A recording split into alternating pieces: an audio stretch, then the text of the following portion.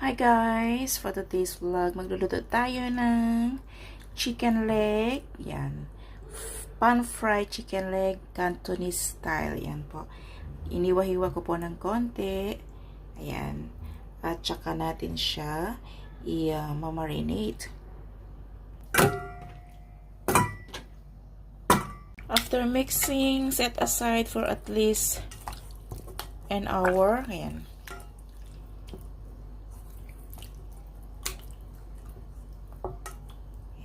Babad lang po natin siya. Ayan. Isang oras bago tayo magluluto. 5